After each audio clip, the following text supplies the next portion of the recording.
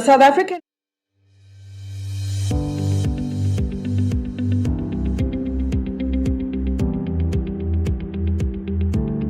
The South African Institution of Civil Engineering has been at the forefront of advancing civil engineering practice in South Africa for more than a century.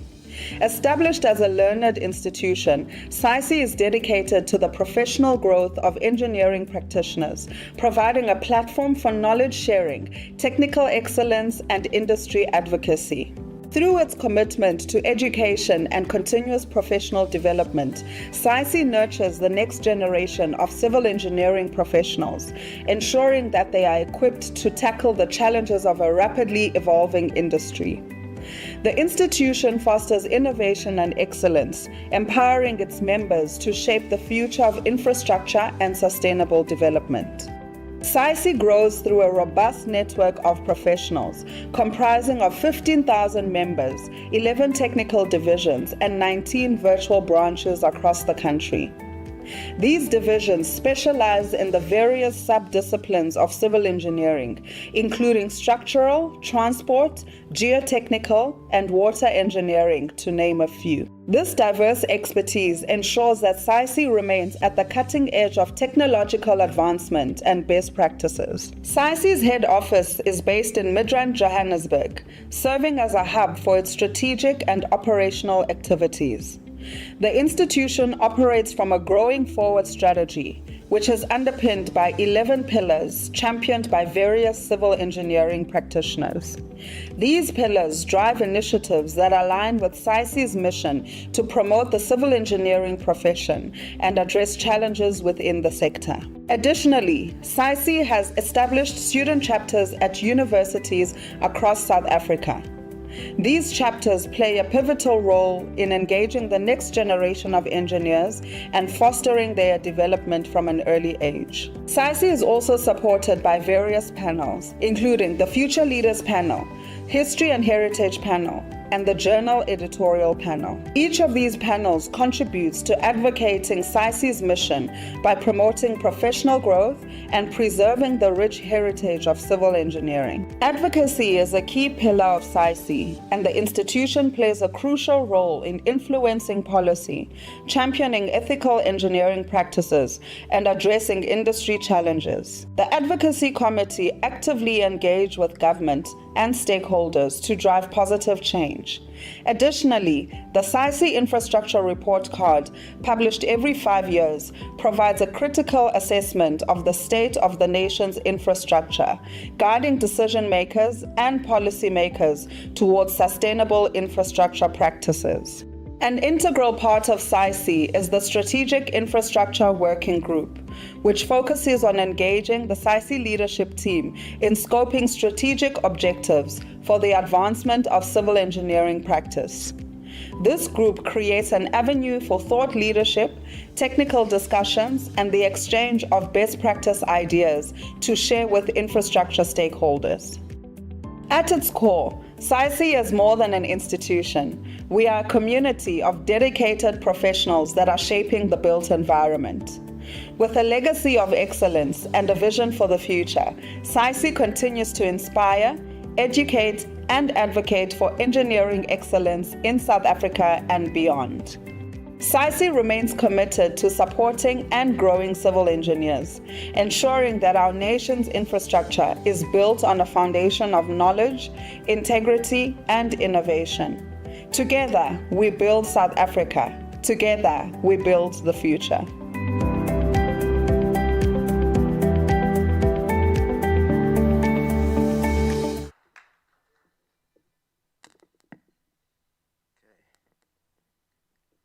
Morning, colleagues. My name is Andy Lemzebele.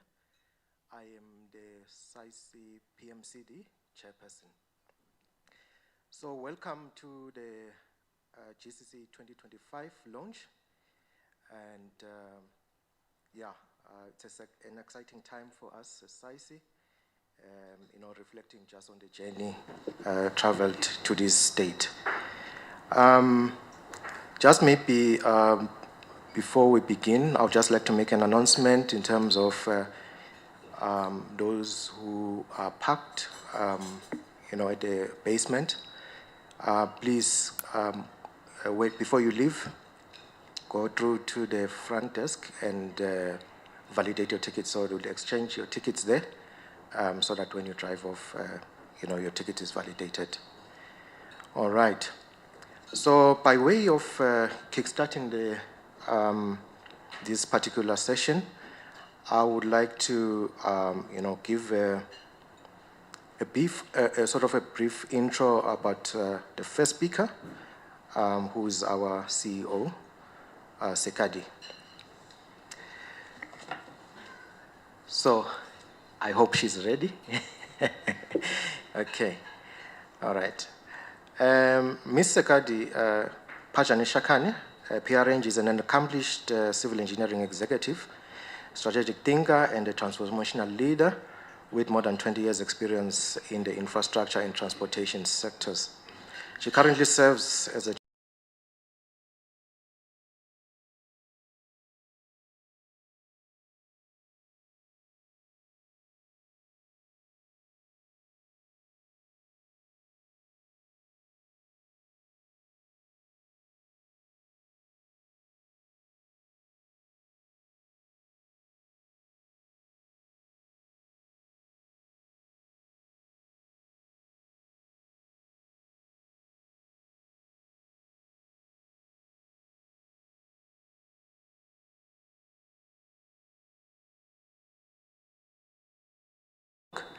and she has championed key initiatives that support transformation, inclusivity, and youth development within the profession. She is deeply invested in shaping the advancement of the sector and believes that engineering must serve humanity by creating real solutions that uplift people, connect communities, and shape a sustainable future. Through her example, she continues to inspire a generation of engineers to lead with purpose, courage, and compassion. So please help me to welcome our CEO, Sekadi, to the podium. Thank you.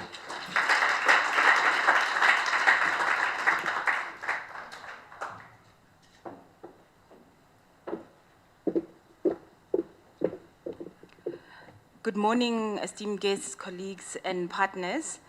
It is a great honor for me to stand before you today at the launch of this very important publication in our history as the South African Institution of Civil Engineering. This publication is a testament to our collective dedication to advancing civil engineering knowledge and practice in South Africa, which is a mission of SAICE. SAICE's long history of excellence and advocacy has also been led by many leaders who have exemplified care for the sector and building relationships. A standard of our time was Mr. Davi Buota, SAICE's former executive director who served the institution from 1991 till 2010. Unfortunately and sadly, Davi passed away yesterday.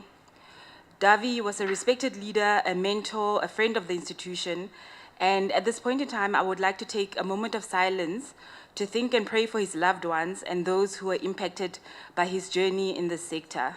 Can we please take a moment of silence?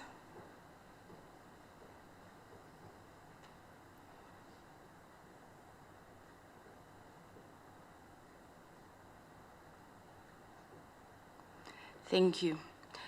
As a learned society, the South African Institution of Civil Engineering plays a unique and vital role. We are more than a professional association. We believe that we are a community, a hub for sharing knowledge, fostering innovation, and supporting continuous professional development. Through the contributions of our diverse membership, some of whom are seated here, and with the support of our partners, we build and disseminate the expertise that drives infrastructure excellence across our nation. The GCC 2025 publication has been in the works since early 2021. It epitomizes the core power of a learned society, which is what we are, the creation, the preservation, and sharing of knowledge across many generations. It stands out as a beacon of technical insight, best practices in construction contract management, and visionary thinking, all homegrown. And these are essential to addressing the complex challenges we face within delivering civil infrastructure projects, all while dealing with the effects of climate change, ensuring resilience to enable sustainable infrastructure development. Our work as SAICE is founded on collaboration, engaging industry leaders, government stakeholders who are here with us, academics, change, but to lead it. By harnessing the collective wisdom of our members, supported by rigorous research and innovation, we empower civil engineers to be agents of positive transformation in society. In launching this publication today, we reaffirm our commitment to ethical leadership, lifelong learning, and advocacy for the profession. We recognize that knowledge is a powerful tool, one that shapes how we build our economies, safeguards communities, and nurtures the next generation of engineers behind us. Thank you, in particular, to the Contractual Affairs Subcommittee of our Project Management and Construction Division, who have contributed to making this publication possible, as well as to the CIDB for endorsing the GCC 2025 as part of their mandate to promote and endorse uniform and ethical standards. Special thanks to the National Office team for ensuring the successful launch of the GCC 2025 and working so diligently in the background to ensure we can stand here today together with books ready to disseminate to the industry. Together, through the strength of our learned society, we will continue to advance civil engineering knowledge and improve the practice of civil engineering with innovation, integrity, and impact. I ask you to relax and enjoy the morning before you, and thank you very much for your presence here. Thank you.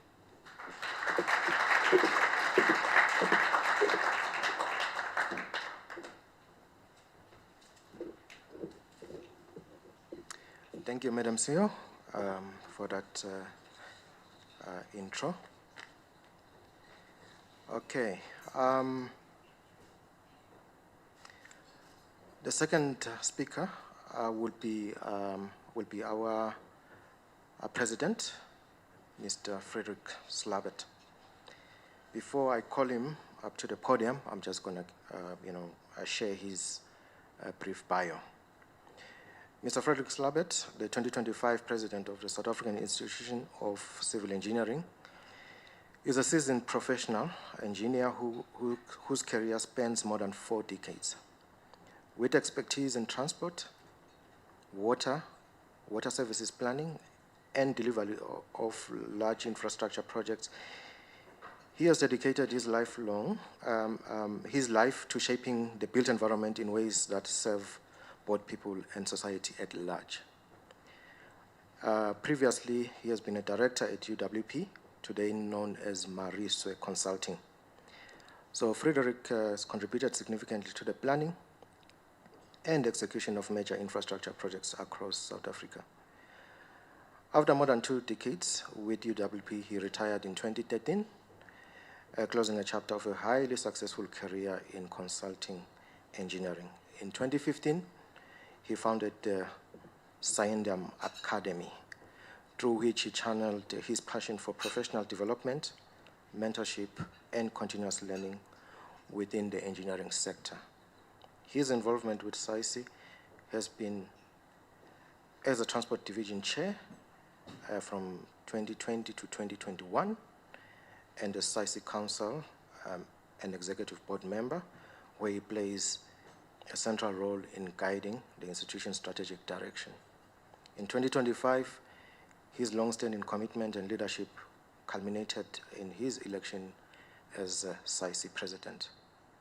So as president, Frederick brings a philosophy of resilience, sustainability, and ethical responsibility in engineering. His inaugural theme, from mowing the lawn to shaping the future, reflects a conviction that infrastructure requires not only constant care and maintenance, but also foresight, innovation, and courage to adapt to future challenges. Mr. President, if you can come to the podium and address us. Thank you.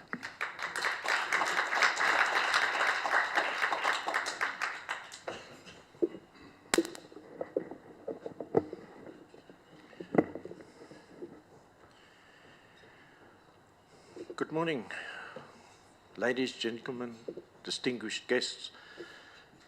Yeah, this is a very, very special occasion. It is not only about the launch of a very important document. It is far more than that. It's a milestone. It is, when we say GCC 2025, it is not just another book full of clauses. It's a statement of values. Now you are thinking I'm nervous because of all the pauses, because I normally talk much faster than what I'm doing now.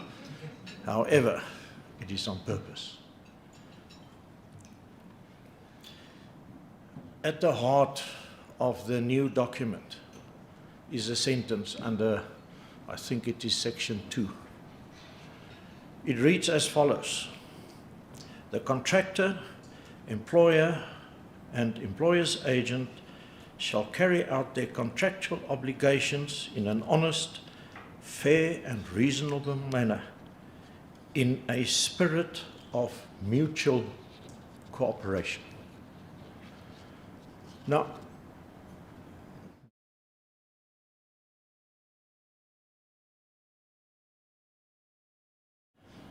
it is a moral compass. It reminds us that the contract is not about protecting ourselves and protecting ourselves from each other, because we have all so often this conflict. But it is about a commitment to one another. So my story today is, when I had a discussion with Tiens van Zyl, the chairperson of the ADR panel, he said to me, "Friedrich, your theme should be the forced marriage." I said, no, not at all. My theme is the happy marriage. And he asked me, and we had now a long debate about this thing. He says, well, you get 3 parties around the table, they all have the same idea, but they disagree about everything. Okay, so therefore I want to plant a new seed in this happy marriage. I have 7 points. I'll be brief. So number 1, this document is for societal benefit. The test of our professional is not only whether a contract runs smoothly, but whether society benefits from what we built. Okay, you hear that? A bridge is not measured in the number of spans. It is also measured how people are connected. In the same way with the water supply scheme, it is not how big the scheme is and how many reservoirs and pump stations and all of those. It is how that infrastructure scheme serves community. The kilometers of asphalt on our roads means very little if we are not connecting the market to the port or people to education. Isn't that the purpose? The contract document is there to support us in achieving exactly that. When we build honestly and fairly, we build dignity with that. Many of you have listened to my visits at branches, and I always say, if we take infrastructure out of society, we have very little to fall back on to grow the economy, to grow society. So therefore, when we collaborate, we deliver justice to communities and serve them. Second item is the one that we always battle in contracts: value for money. Now, this term is so often misunderstood. It is not being cheap. It's about being wise. It means stewardship, that every rand that we spend, we invest in purpose or for a specific purpose. And not wasted in conflict. It means designing and construction of infrastructure that will not only serve us from a monetary value, but for the generations to come. When we act fairly and reasonably, we do not only protect the employer's investment, we are building trust. We had a discussion recently in one of the conferences, why do we battle so much to get public-private partnerships going? Government wants to achieve something, industry wants to achieve the same. But there is a lack of trust. And that is what we should use this document about and for. The third one is my topic, collaboration within the contract. Contracts are often used as a battleground. What is this clause saying, and what is that clause saying? And we forget why that contract is there, is to help us with our engagement in an orderly way. The contract is not defensive walls and weapons for confrontation. This contract document helps us to see each other differently. It is not a fortress. It is a framework to get at the same table and engage about the same matter for the same benefit for society. Once they sit side by side, you get to start understanding the person on the other side. People will get tired of this next sentence. I always say, when there's a problem, have you ever had a cup of tea with that person? No. We rather send another email, and we continue with more emails. If we do not sit at the table, that is the collaboration within the contract. If we do not sit at the same table, look each other in the eye, then we will not share the same commitment to deliver what works, that lasts, that serves. In this shift, we will move from suspicion to trust, from blame to partnership, from conflict to collaboration. Fourth item, our CEO already said that, and Delia said that, ethical values. No contract can replace our conscience. No contract clause can replace integrity. Honesty, fairness, and respect are not optional extras. They are the lifeblood of trust. They are this invisible cement that make us work together. When one party acts ethically, it inspires the next one, where delivery is achieved with dignity. So often, fifth item, so often we rush to make decisions. We do not consider all the facts. I've heard this and I've heard that and I've read this email. But again, once you sit at the same table, you will consider that all decisions are made fairly and considering all facts. Too often we rush because we are under pressure. The client wants this to be done. The contractor is waiting. All of those things. Yes. Fairness demands patience. It doesn't mean you have time until next year.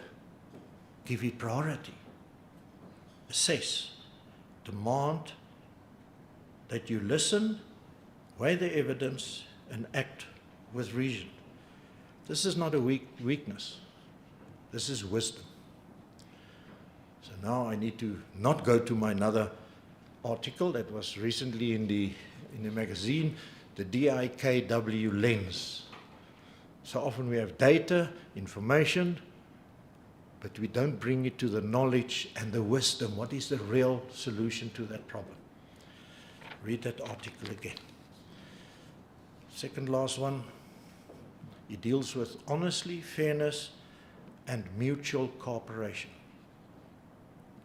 Honesty builds trust, fairness balances the interests, and mutual cooperation multiply strength of what you do.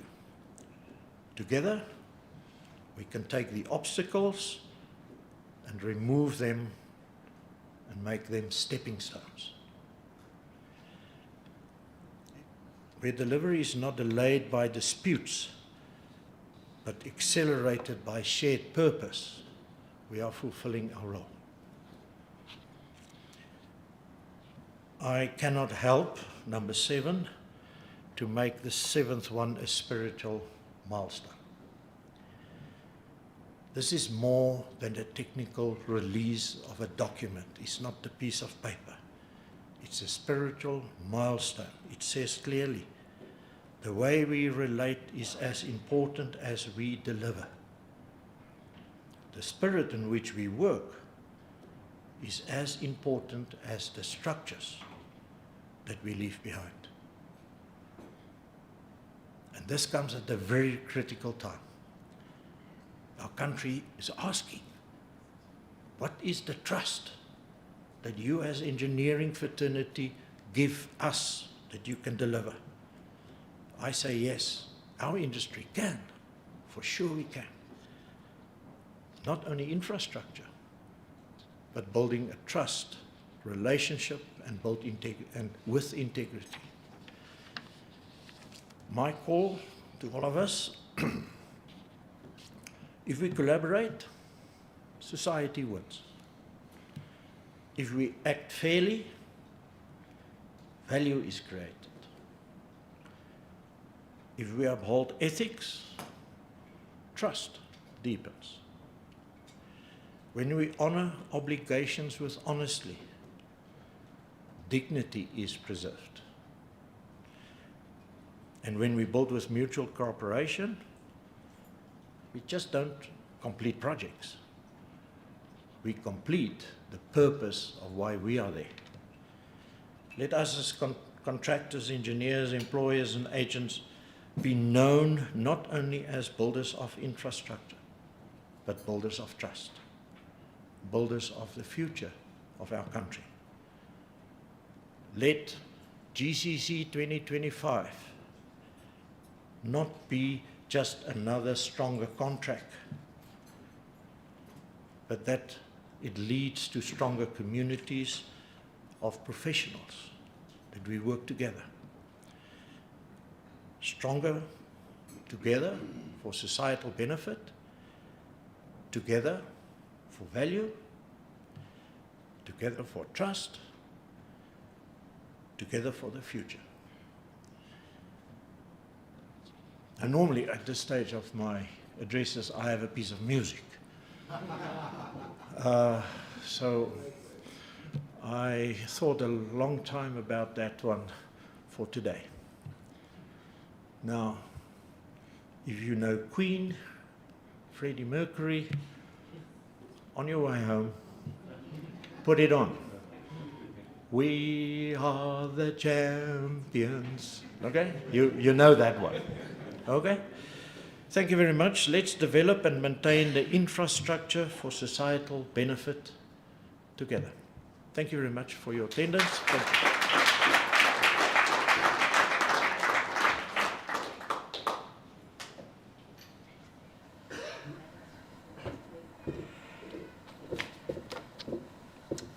Thanks, Mr. President. Okay. For our keynote address for this morning, before I call Mr. Ladla to the floor, I would just like to give a bio about Mr. Ladla. Mr. Bongani Ladla is the Chief Executive Officer of the Construction Industry Development Board, a national regulator responsible for driving transformation, innovation, and growth in one of the country's most vital sectors. Mr. Ladla holds a BSc in construction, in civil engineering, and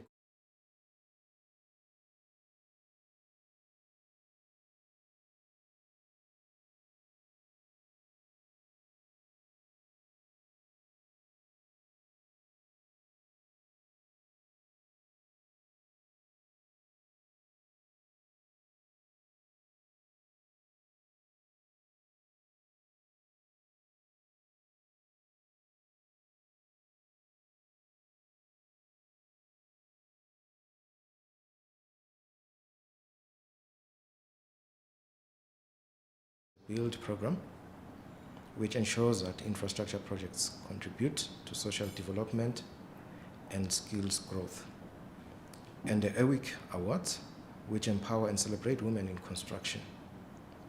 Under his leadership, the CIDB has strengthened transformation in the industry with notable increases in opportunities for youth, women, and emerging contractors. Recognized as a dynamic and forward-thinking leader, Mr. Ladla brings both technical expertise and visionary strategy to the table, ensuring that South Africa's construction industry is not only globally competitive, but also includes is inclusive, sustainable, and resilient. Help me welcome our keynote address from Mr. Bongani Ladla. Please come to say.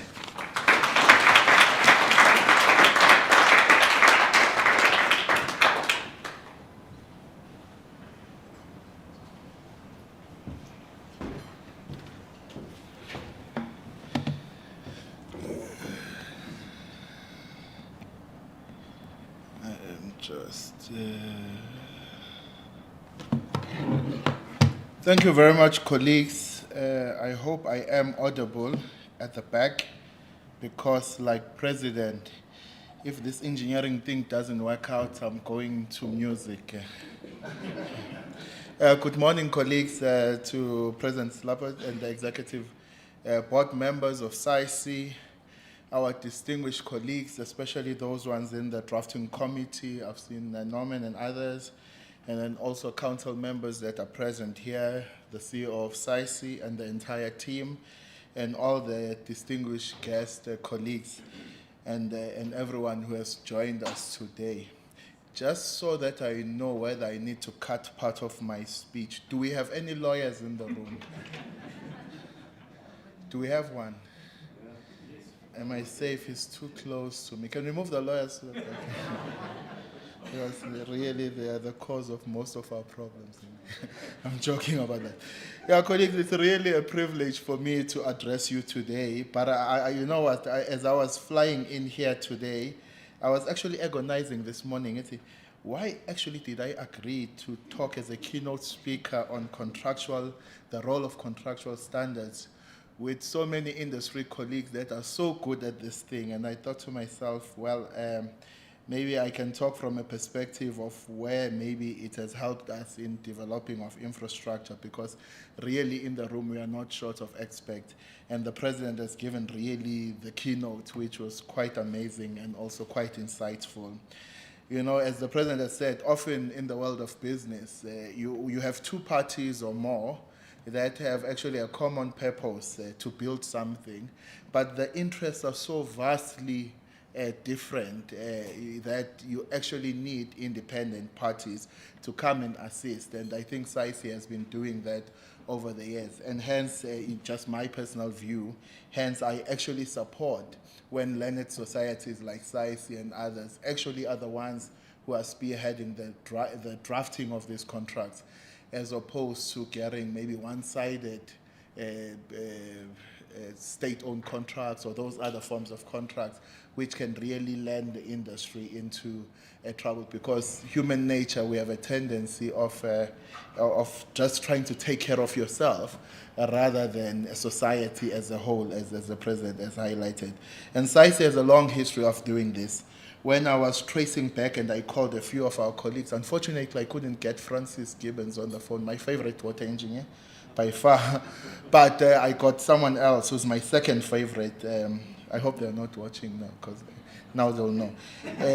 Trying to trace back, when did we have the first form of contract? And he indicated to me, saying, when you were born in 1989, just a year after, we had our first form of contract, which was GCC 1990, which was loosely adapted to deal with bridges and other forms of infrastructure. I said, okay, I'm not going to go that far, because I would be lying to say how it helped us, because I was still in preschool around that time.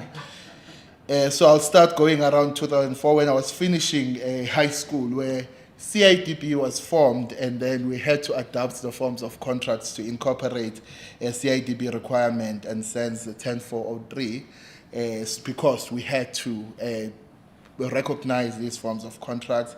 And then the real one that I started using when before I went to Cambridge, when we were doing the Rosetta treatment plant, was the 2015-2016 version at Rosetta, which was a more comprehensive form of contract in my view, with additional clauses that were later also when we did something else for the simplified form, and then obviously today where we are launching the 2025.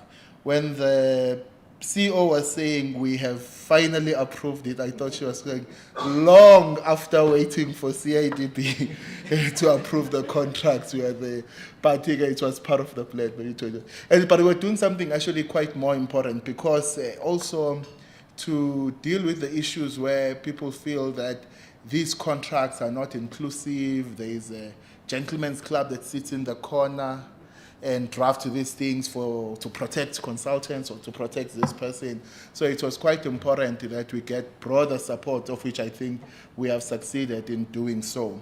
And it helped the fact that also SAICE takes a view of also, contract and agility sometimes are not the words you can use in the same sentence, but to adopt some of these for the industry needs and those disasters that we face. So we also gave assurance on those cases that if there are new emerging set of facts, whether from Treasury on performance payment guarantees and others, the contracts will be adapted so to achieve those objectives, because those are genuine calls that are coming from the industry. And I do align with the President's words to saying these are merely just legal frameworks, but they are the foundation upon of which trust, fairness, transparency are built in the construction industry. And these standards ensure that every stakeholder, from the contractor to the client, operates within a consistent and ethical framework where we can avoid ambiguity, reduce disputes, which the lawyers will not be happy with, and then foster collaborative spirit in our construction contracts. Obviously, as a young engineer, we were taught that, I think McCune also added to that, why do you laugh when I refer to Tom? Yeah, really contracts were there to ensure that there is clarity and consistency, there is risk allocation, appropriate risk allocation, and then also offer a framework for risk and cost management, and also dispute resolutions. And one area where, again, I'm glad I said Tom, where we really need to work hard on as an industry as a whole is to ensure that the stakeholders that are using these contracts are appropriately trained. That's one of my big concerns as an engineer, is that people are not using the contracts for what they were intended to. We take GCC and we butcher it to something that it no longer resembles.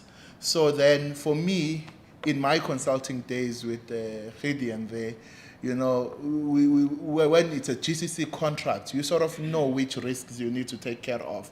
But if each and every project, each and every client are butchering this type of contracts to something else, every time I have to redo the work of understanding what are my risks in this particular contract. So we need to actually educate bearer. One, first on which contracts to use, because I do think there's a lot of education that needs to happen there. And number two, what do these clauses mean? It must not be someone in the corner there will say, we'll remove this, we'll remove this. Every time I see specific conditions of contracts that are longer than a page, I really get worried, because I'm asking myself, what have we done to the standard form of contract? And also in the rush of responding to bids for contractors, will they have the time to actually understand what has been done there? And then that leads to project failures, because people price with the assumption that this is what I understand my responsibilities and roles to be, and then they find out later. Not everyone has that acumen or the resources, and it makes tendering quite very expensive. So as a CIDB, we are really proud to endorse the 25th version of the general conditions of contracts for construction work. And this endorsement integrates the contract standard, the contracts into the standard for uniformity that we are also currently reviewing. This is really this important milestone, as the president has said. That's why I said he gave the keynote address. Is really a strategic move to align our industry's best practice and promote clarity, accountability, and professionalism. And we do so within our mandate, Clause 4G, which really requires us that we create an environment that ensures uniformity and ethical standards that govern the action and procedures that parties take when they are involved in construction works. And also beyond just the task that we have to do within our Act, this endorsement also deepens our collaboration with SAICE, together at which we are aiming to ensure that the implementation of these contracts and foster a culture of continuous development. When was it, CEO? I think SAICE, I was inducted as a fellow in last year. And then I went back to the office to Richard and I said to him, just finish this contract. What was that fellowship in lieu of concluding the work? But I can say I've been a member from university, so it's nothing new. Yeah. But colleagues, as we also revise the contracts, let us assist well, in future, not now, I'm hoping not anytime soon, unless there's something major that happens. Let us ensure that we educate our colleagues in the industry as to how these contracts can ensure that we can work within the unstable economic conditions that our contractors find themselves in, where you have fluctuating rates, rising interest rates, and others. And because what has happened in the industry over the past few years, really, it has become really litigious. You know, what was deemed, I think, what President was saying about, you know, you can't police ethics and fairness in this, and you get people to they move into their corners. What does this clause entitle me to do?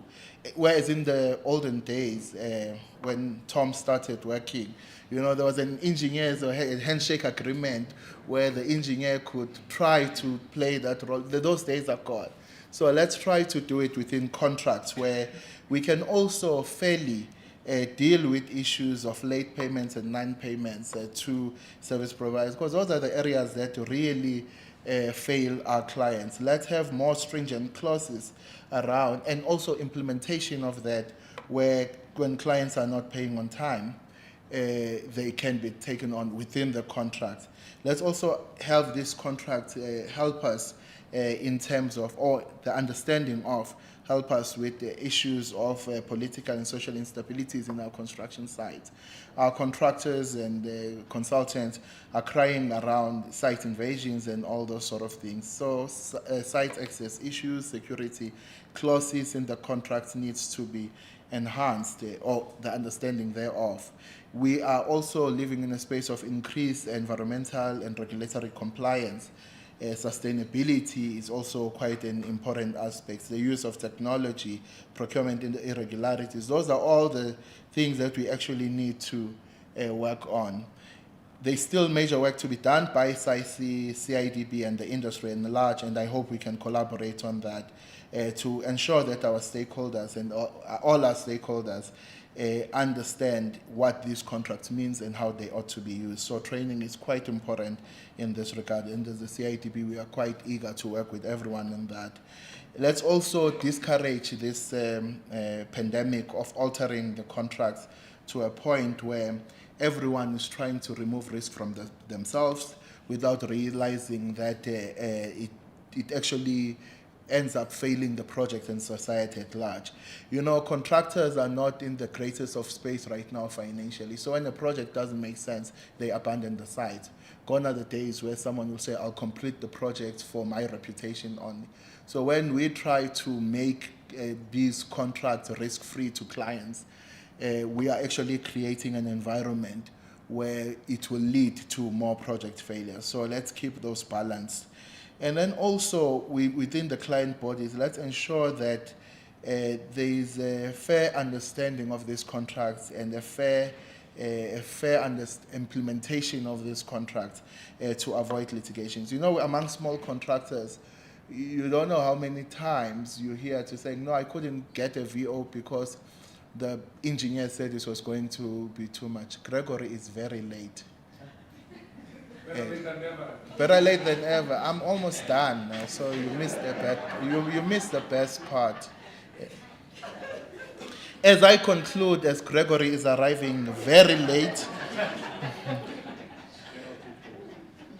colleagues, I would like to reiterate that these contractual standards, this is really more than just a technical document, but it is an instrument to ensure that there is integrity in the system. So let us embrace the adoption. Someone was arguing with me also last night saying, but this other one is used more often. But I was saying it's used more often on smaller projects. But when you look at value for money, where we can, we need to ensure that there is better understanding here. So I urge each and every one of us to really embrace this document and also use it wisely and also train all the stakeholders on how to use it. And we collaborate early on also on the revisions that we will want to see in future. I thank you all, and thank you to the leadership of SAICE, thank you to the leadership of the committee. I've seen so many old, or not old, like colleagues. I was saying old friends, but I thought it might be a little bit insensitive since some are old. But yeah, together we can really build on this long legacy of excellence that SAICE has offered to the South African civil engineering fraternity. And thank you again, President, thank you, CEO, for the invitation. We are really quite eager as the CIDB to work with you guys in ensuring that this form of contracts really assist us in delivering the much needed infrastructure that the country requires. I thank you all.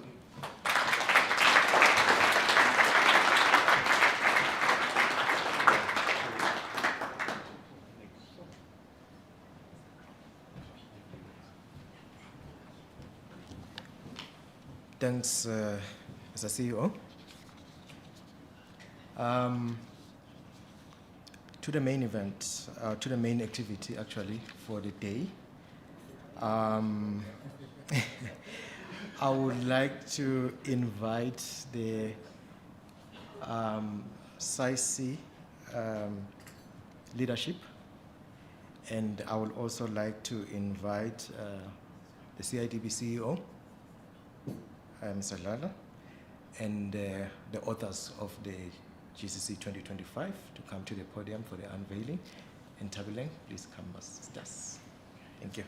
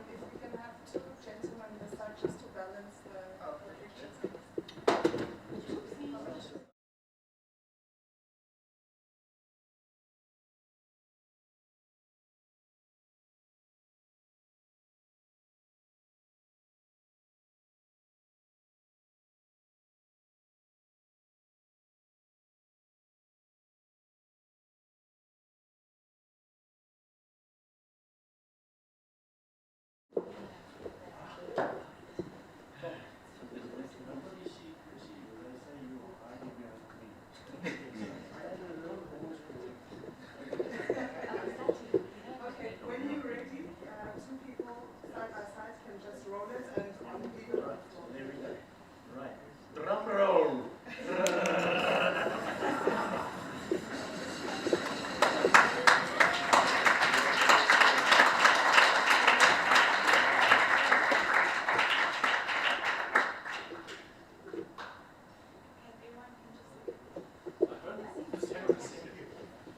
I hope the contract is less skewed than the easy. Don't expose us.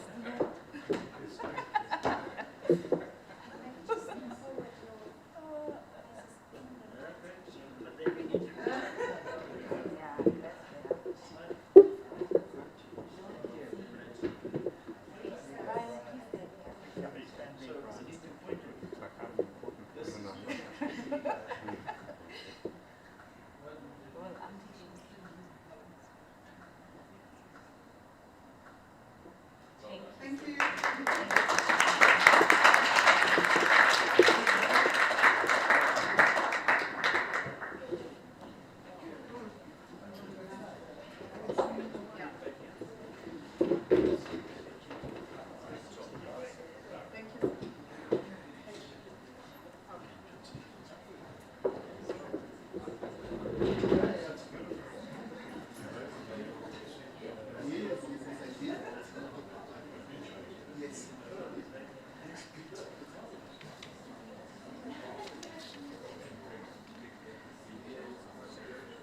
Okay, at this stage, I would like to, before I invite the next speaker, I would just like to read out his bio.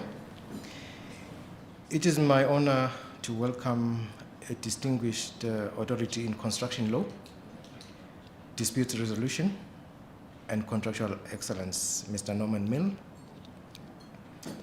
He is the chairperson of the Contractual Affairs Subcommittee within the Project Management and Construction Division. A valued member of the SAICE Alternative Dispute Resolution Panel and chairperson of the Construction Adjudication Association of South Africa, CASA, since 2021. With over 45 years of experience, that tells us a lot. Of working in the civil infrastructure and earthworks projects with major contracting firms, Mr. Milner brings exceptional hands-on insight and seasoned expertise on the table. His credentials are a testament to his dedication to fairness and clarity in construction practice. He is a fellow of the Association of Arbitrators, underscoring his recognized authority in dispute resolution. As a past president of SAFSEC, he has played a pivotal role in shaping industry standards and contractor development. Under his leadership, SAICE Contractual Affairs Committee has undertaken the crucial responsibility of updating the General Conditions of Contract, GCC 2015, a bedrock for modern procurement and contract execution. Driven by a key interest in dissecting why projects go awry, Mr. Milner is passionate about fortifying the industry through clarity, constructive risk allocation, and improved project outcomes. Please join me in welcoming Mr. Norman Milner, to a figure whose wisdom, experience, and commitment to contractual and adjudication excellence continue to advance our profession. Mr. Milner, please come and address us. Thank you.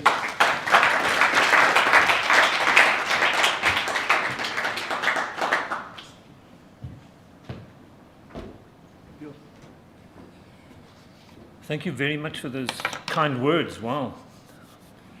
If you just indulge me for a little bit, I'd like to break this talk down into three things. First of all, just a little bit about the CAS committee. And then the process is how we arrived at GCC 2025.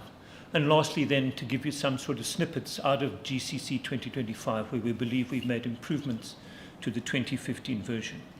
So the CAS committee, it's a small group of 9 people. All got grey hair, all got scars, we've all had T-shirts out of the industry. Some of us are retired or semi-retired. We have 2 contractors. We've got 4 engineers, 2 of which are also lawyers, so they're dual.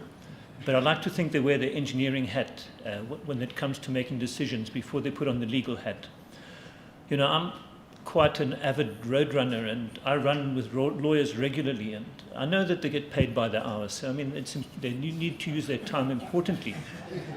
So I was running with one of them, and I said, listen, can I ask you 2 questions for 1,000 Rand? And he said, sure. What's the second question? So, you know, lawyers have their place, and we all know where we would like that place to be. We have 3 consulting engineers. This forms the CAS committee. But there are also lots of members of the Association of Arbitrators that are on the SAICE's President's List of Adjudicators, Arbitrators, and Amicable Settlement Facilitators, and on lots of other adjudication nominating bodies. So there is a wealth of diverse experience that sits in CAS, and we need to keep that and capture that for as long as possible. And then over and above that, we're very fortunate to have Willie Claassen as part of our team. Now, Willie was the author of GCC 2015 with some assistance from others, but primarily it was Willie that drove it. So he often was a voice of reason when we were debating things, and I think that was very good for the committee. This wasn't the cover we chose. We wanted something more boring and anything, but fortunately we were overruled. There was a competition to run, and that was the cover that was chosen, and I think it looks great now that I've seen it.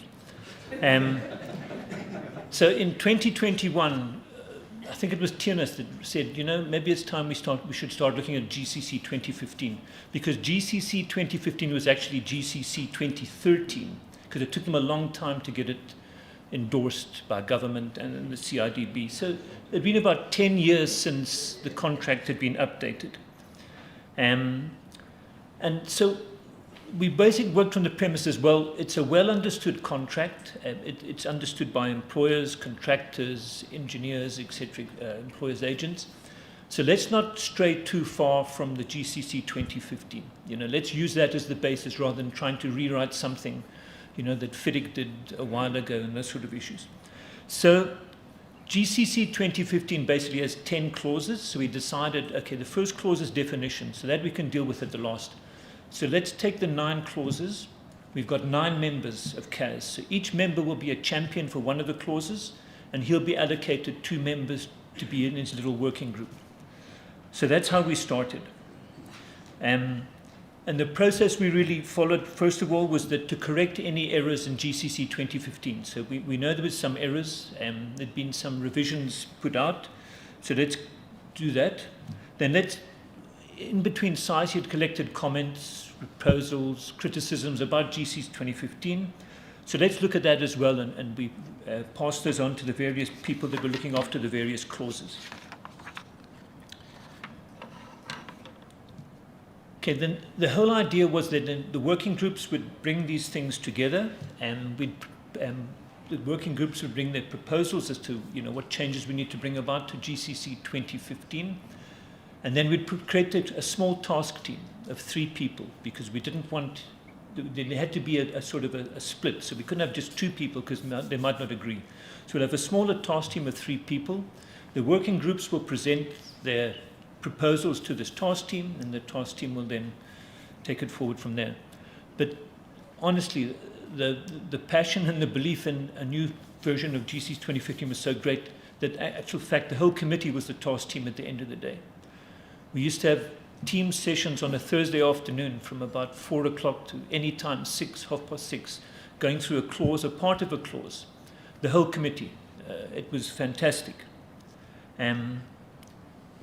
So then once this exercise was complete, we said, let's do a sanity check. Let's compare GCC 2025 to GCC 2015 clause by clause, and why have we made the changes that we propose, which was a great thing, because it was a very beneficial exercise, and much debate took place. And as always, we tried to make sure that our agreements were unanimous, but they weren't always unanimous, so we tried to then just base it on the majority.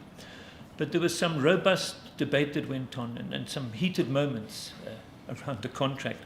But I think that was good. Some primary clauses we dealt with in a single meeting. Others took several weeks to reach consensus. And as I said, in some instances, consensus was not reached, so we just sat with the majority decision.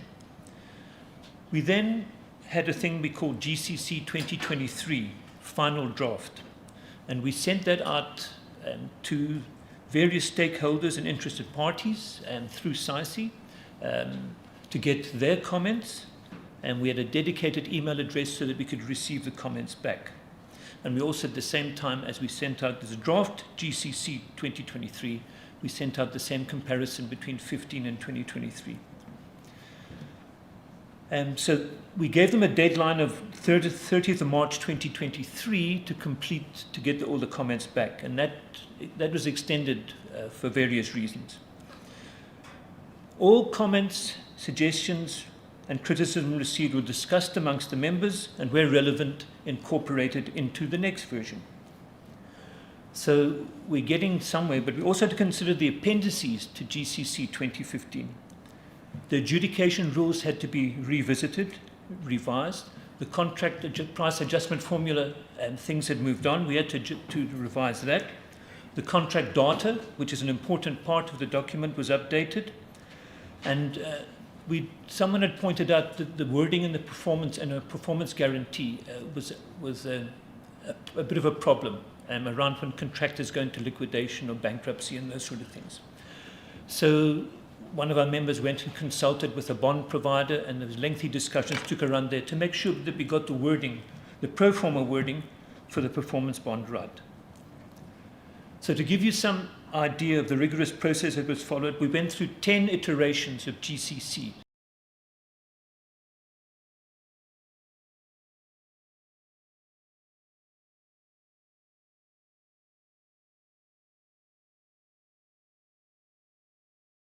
We finally had a completed product. In January 2024, we arranged a meeting with the CIDB and presented what we were calling GCC 2024, along with the clause-by-clause comparison. The CIDB arranged a stakeholder session in July 2024, where we took the attendees through that clause-by-clause comparison, and then a final follow-up session was arranged by the CIDB in early December 2024. So after taking on board the feedback from the two CIDB arranged sessions, a final version was sent to the CIDB, and on the 20th of June 2025, I'm happy to say that the CIDB officially endorsed the use of GCC 2025 in the South African construction industry. I'd personally want to thank the members of the Contractual Affairs Subcommittee for their perseverance and dedication, and I'd also like to thank the CIDB for facilitating the wide-ranging stakeholder engagements. So what is new in GCC 2025? Well, any conditions of contract boil down to the allocation of risk. And the South African construction industry faces some unique risks, perhaps not felt in other parts of the world. Hence the need for a homegrown contract. It's important that I think we have a homegrown contract. We believe that GCC 2025 contains an equitable balance of risk. We believe that the risks are equitable. So some highlights. Well, it's now gender neutral, so we've done away with he and she, and that added probably 3 or 4 pages into the GCC. A new clause 2.2 now requires the parties to give each other advance warning, which I think is a very good project management tool. You're now seeing it in FIDIC, you're now seeing it in the NEC, in various places. Clause 5.6, the program, we've gone into much greater detail of what the program should comprise of, and more importantly, how often it should be updated. Because, I mean, an updated program is critical for managing the project, and if any claims arise, you're going to need to have an updated program to prove extensions of time and those sort of issues. Again, it's a good project management tool. As similar to GCC 2015, if the employer's agent doesn't issue a payment certificate, or if the employer doesn't pay or it pays late, the contractor has the right to suspend the works, and if that default is not rectified, to eventually terminate the contract. But you know, what we couldn't address is the actual fact that we have this non-payment or late payment issue in the first place. And lots of discussions took place around getting payment guarantees from employers. And, I think, and I hope if government does go down that road, I'll be very grateful. But I think to try and get a payment guarantee out of government is going to be difficult. Who's going to underwrite it, number one, and two, it's going to sit on their books as a contingent liability, on anybody's books as a contingent liability. But if we can get something along those lines, that's great. We thought of putting in a clause similar to the FIDIC clause that says the contractor can inquire about the employer's financial arrangements, and so then an employer must give him sort of reasonable proof that those financial arrangements are in place. But at the end of the day, really, those didn't come into GCC 2025. And the solution to this doesn't lie in the contract. The solution lies with government. I mean, Treasury has a clear directive, pay within 30 days. And there shouldn't be any need to put strenuous conditions into the contract.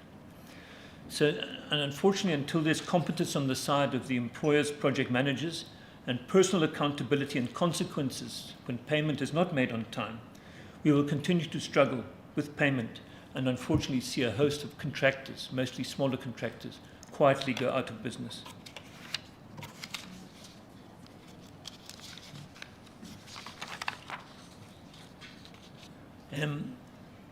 In GCC 2015, the employer took occupation of the site upon completion.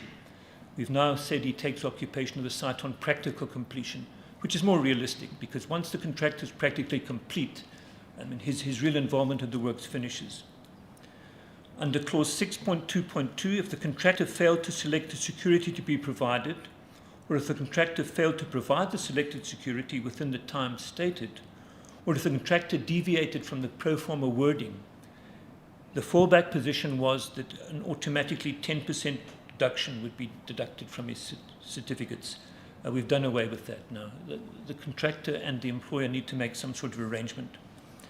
Interest on late payments is now calculated at the prescribed rate of interest plus 3%. I know that doesn't compensate a contractor for not being paid, but at least it gives him something a little bit better than just the prime rate of interest he might be paying to his bank.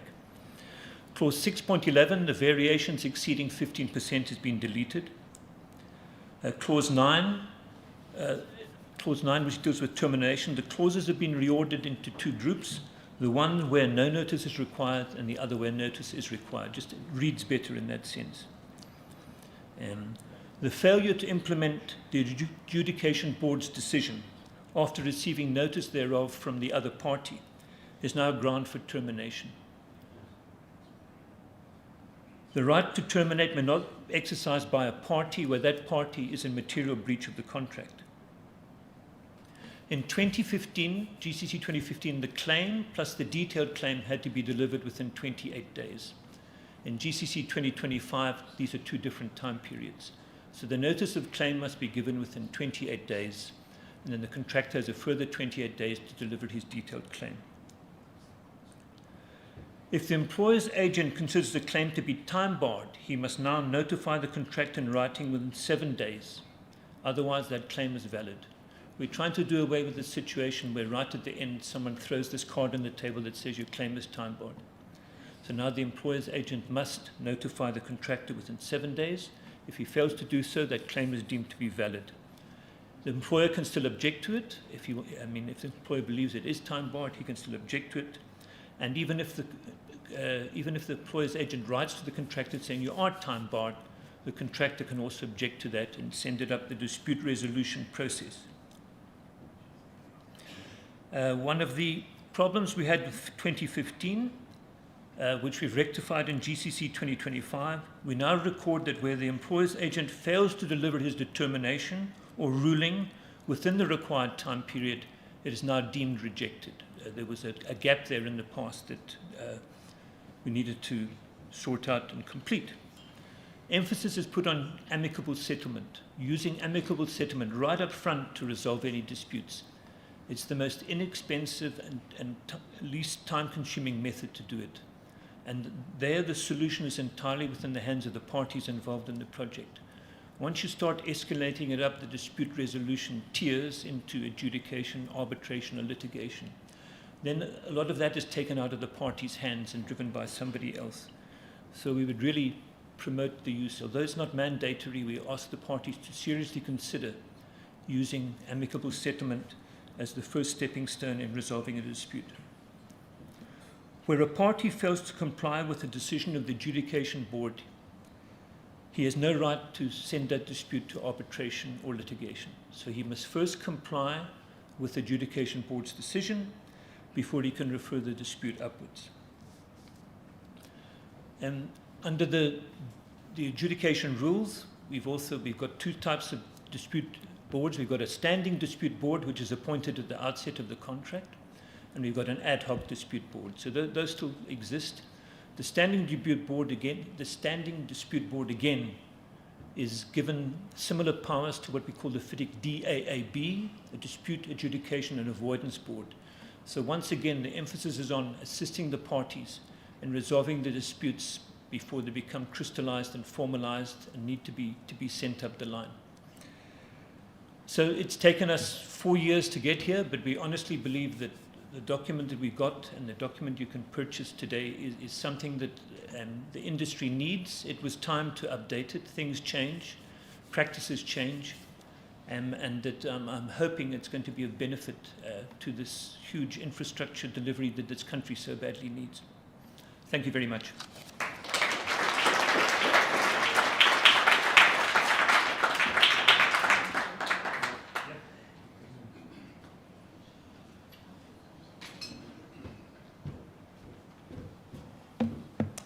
Thanks, Norman. Great. Okay, next up, I'm gonna invite our head of training, but before I do so, I'm just gonna read out his bio. Tom McCune is a registered civil engineer and technologist whose career spans decades in practice, academia, and professional leadership. He currently serves as head of training at SAICE, where he helps shape national CPD and professional development initiatives. Before joining SAICE's national office, Tom spent 3 decades at the Durban University of Technology, DUT, where he was head of department at the Pietermaritzburg campus. Within SAICE's governance, Tom served as a vice president for many years and chaired the education and training panel, contributing to SAICE standards and outreach. His service was recognized with SAICE's President Award in 2014. To this day, he continues to support members, professionals' development, and the institution's growth in the sector. At this time, then I will invite our head of training, Mr. Tom McCune, to address us. Thank you.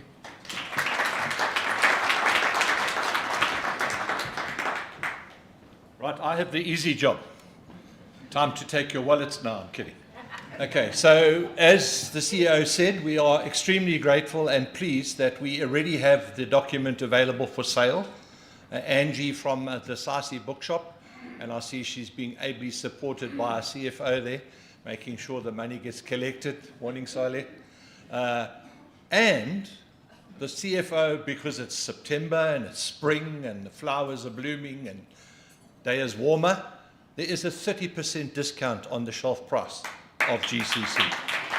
But it's a launch special, which means it's only going to be valid until next week, Friday the 12th. You can buy a GCC copy from here today or go online. The discount will apply whether you buy it online or not. Any students in the room or watching, there's an even better discount for students. And in the interest, as Bongani has said, of education, universities will also get substantive discounts on GC directly via Angeline for their bulk purchases. It is a prescribed book at most of the UOTs, so hopefully the HODs, my ex-colleagues, will quickly introduce GCC 2025, so all those wonderful clauses Norman was talking about can be applied sooner rather than later. The second aspect is training. The Academy has already got a course available. It's a conversion course. The first of the courses that will be offered via a webinar option, which makes it nice and accessible, is on the 18th of September. so just over 2 weeks' time. And there is the opportunity for any organization, be it a governmental organization or consulting engineers who would like to host an in-house GCC course. You can shout and we can arrange and collaborate that with you at your pleasure. For the moment, it's a one-day conversion course that will expand further on what Norman has already covered. And then the intention is for those that are non-GCC practitioners is to hopefully roll out a 2-day full GCC course going forward. Thanks to the CAS committee for their hard work. Sorry, your cover wasn't the chosen one, but we conduct numerous ballots at SAICE and the majority always wins. And in this case, not a substantive majority, but it was a sizable enough majority that chose the cover. You'll have to write another GC in order to have a different cover for next time. Thank you very much, everyone, and please enjoy the rest of your day.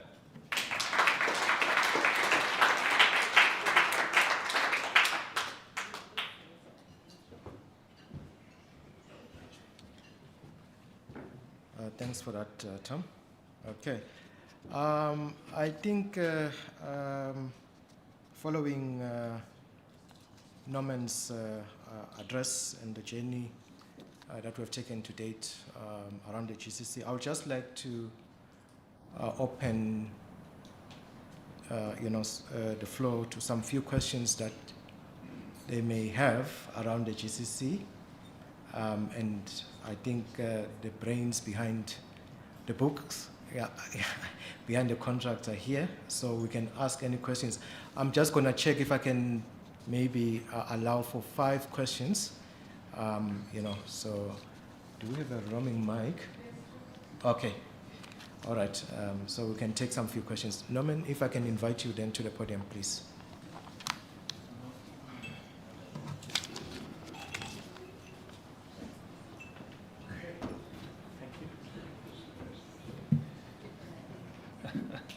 How did I know this was going to happen?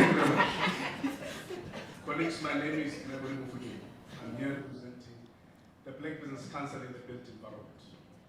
Now, mine is that I'm here to lobby women. I'm not here to ask a question. The BBCP has sent me here to lobby the industry because the impasse that we had, which you forgot to talk to, was broken by the CIDB CEO and the SAICE CEO, my dear sisters. So it was an impasse around the abuse that we continue to get as contractors, especially from clients. It's very important clients in Goma from Prasa here. They abuse us. As contractors, we feel abused, properly abused. So we're saying, we're insisting that we want payment guarantees. We're tired. We can't keep on bearing contractors. Paying people because they're stressed, because we are not being paid by clients, including Maruja. Even if he doesn't give me a 10, I will survive. So I'm sent here, colleagues, to say that the reason why the impasse was breached was because we said we must come and lobby the industry so that we can sue government, so that government can give us payment guarantees. National Treasury is busy with the regulations for the Public Procurement Act. From the Black Business Council and the Black Business Council in the built environment point of view, we have already deposited our proposal that we must get payment guarantees from government. We know that they're not going to agree to it, but it's in. So we are saying we need money. I see that there are some gray hairs from SAICE here, the likes of Brian Westcott. Brian, we need money. We need money to go and sue government. We are taking government to court so that we can get payment guarantees. When Bomaruta don't pay us, no problem.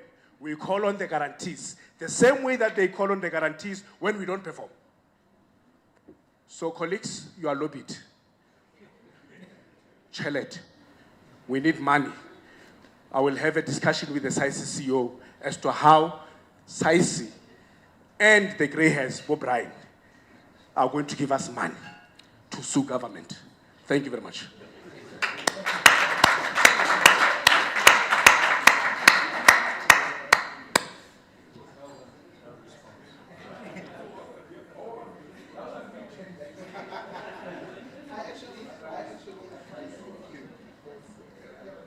Hi everyone, I'm Yolandri. I'm an in-house counsel at a consulting engineering firm. Firstly, I think the answer to that is security of payment legislation. So if the legislator can, if you can lobby for legislation, then you've got a better reason to sue.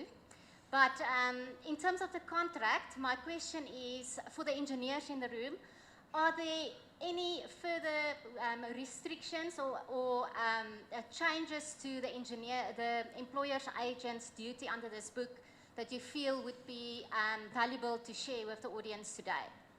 Now, in the GCC 2025, the employer's agent has the full authority to act on behalf of the employer. What often happens then is in the contract data and the special conditions, the employer will then restrict the employer's agent's powers in some way or another. But really, we don't want the employer fiddling with the employer's agent's powers in any way whatsoever. Okay, can I ask?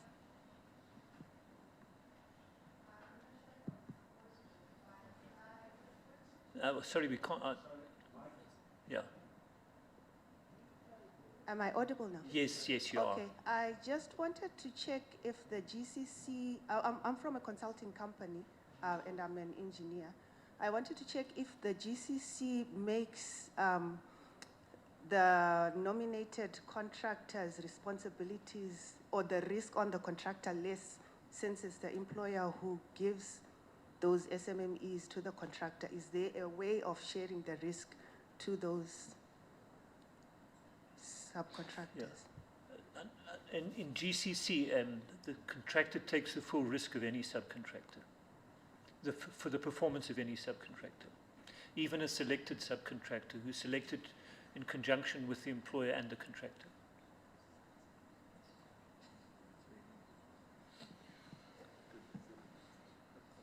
Good morning. I'm Lawrence Mostert. I'm from Western Government, Department of Infrastructure. I have 3 questions. the two first ones are quite straightforward. Is there a document available that tracks the changes between the 2015 and 2025 versions that you can make available for the industry? There is that comparison between 15 but that's part of what the training is going to be all about. Okay, yeah. perfect. Yeah. And then, will there be management guideline also issued with the GCC? Yes, yeah, there is a GCC 2025 guideline, yeah, that I think is just about to be published. Okay, perfect. To be published very, very shortly. And last one is, I just made a note here. In terms of the claim, you said be time barred. What is the reason you went with the EA is to notify the contractor that the claim is time barred? Yeah. Now that responsibility is now basically with the EA to inform the contractor that your claim is time barred, and he has a chance to respond. What was your reasoning behind finalizing that or making that change to that specific clause? Basically, the reason behind that is often the time bar is thrown on the table, and the actual fact that the contract is not time barred. It's a defence that's used by the employer and the employer's agent very often. So all we're saying now, there's a duty on the employer's agent, if he believes the contractor is time barred, to actually write to him and say you're time barred for the following reasons. So and it's, again, if you look at FIDIC has gone down a similar route, where again you can challenge the fact that you're being time barred, and you can refer it to the dispute adjudication board at some stage. So it's within 7 days. So I mean, we don't wait till the contractor submitted his claim, and then the employer's agent and the contractor have had discussions for 2 months, and then the employer's agent says, by the way, you're time barred, so your claim is null and void. It's to try and solve these things out as quickly as possible. Norman, you mentioned that the guide is coming out, it's being published already. What about the short form and the subcontract agreement, which kind of are either mirrored or back-to-back? Okay. So our next document we're about to start working on once we've had breakfast is updating the 2018 subcontract agreement. So that's on the cards, and getting it back-to-back with GCC 2025. There is a version of this, the simplified form that's circulating at the moment. The simplified form that's circulating at the moment, and we believe that will be finished and published next year. So we'll have the simplified form, the construction subcontract next year, I'm hoping. Anything else? Right at the back. Yes. Sorry, morning everybody. Noel Dube from SAICE Lawfield and also from Sky High Consulting Engineers. Just a quick check. We're launching the book today. When is it going to be effective for us to use it on projects? That's number one. Then number two, are we going to get an online version or it's only going to be in hard copy? Thank you. Okay. Thank you for that question. You can start using it tomorrow if you wanted to, but clearly, as the CEO Bongani correctly said, we need to do some training, first of all, to make sure that everyone understands what their rights and obligations under the document are. And I mean, lots of projects at the moment have been let on GCC 2015 and will probably carry on for another year or two under GCC 2015. But it's been endorsed by the CIDB. That means we can use it in the industry. And if you wanted to adopt it tomorrow, you could do that. And your second question was, yes. So there's going to be an e-book, which you saw earlier, and that will be available electronically.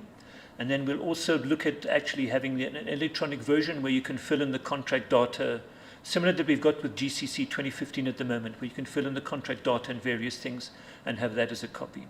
So there'll both be a hard copy and an electronic copy. Good.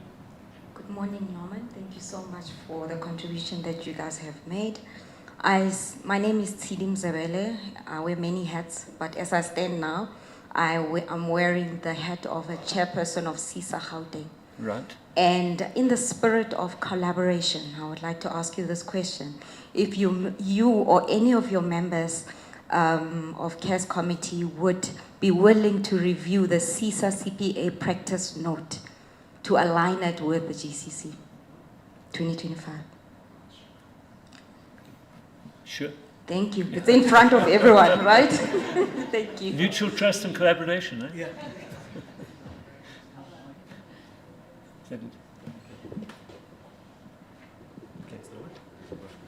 Okay. Vishal, yes. Apologies, just one practicality that I'm experiencing is a phenomenon of criminality in the contracts. I've had many instances of where my colleagues are either armed, through armed events, we had to evacuate them off site. And then following that, I've had to ask for a suspension of work because I can't resource the same people back again because we've evacuated them. In that contract that I have with my client walks away, leaves me alone to stand to face this criminality. I cannot suspend because I'm now in breach. I'm sitting with the event where I got no people on site because nobody's willing to go back. Is there any form of support that could be offered in that case? Thank you. Well, such circumstances as you described in the GCC 2025 are the employer's risk. So if the works get damaged or the works get suspended or something like that, that is suspended the risk of the employer, and you should be entitled to claim an extension of time and whatever the costs are involved with it. But I think clearly it goes far deeper than that, and I don't think a simple contract can answer that conundrum we sit with as the industry, where we have community disruption and site invasions and all these sorts of things. And we perhaps as an industry need to find ways that we can actually overcome that, rather than trying to find a contract that prescribes certain things. But yeah, it's an employer's risk. That's to start off with. Good. Good. Thanks, Norman.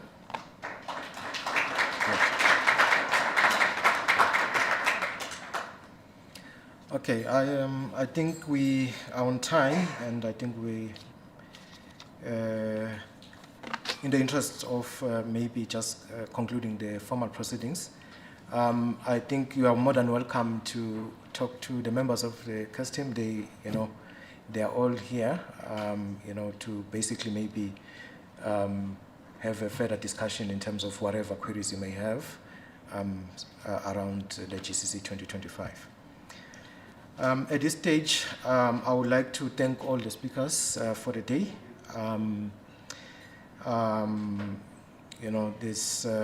I think we got some very good insights, certainly from everyone, having all the stakeholders in one room. And I think for me, what is interesting is that the journey that has been undertaken by the various stakeholders, basically to get us to this point, where today we finally have launched the GCC 2025. And well done to the team, and thanks very much to all the support as well from the various industry stakeholders. Of course, no contract is perfect because it doesn't cover everything, but I guess that iteration and that input will help in the next iteration of our GCC. At this stage, I would like to remind everyone, those who came a bit late, that for your tickets, please go to the front desk for validation. So you will basically give out your ticket that you got in when you go to parking, and then we'll give you one that is validated so that then you can drive out without making any payment for any ticket. At this stage, colleagues, I will invite you to our networking session. Please network and enjoy the morning and the breakfast as well. And then at this point in time, I will then just bring the formal proceedings of this event to a close. Thank you. Enjoy.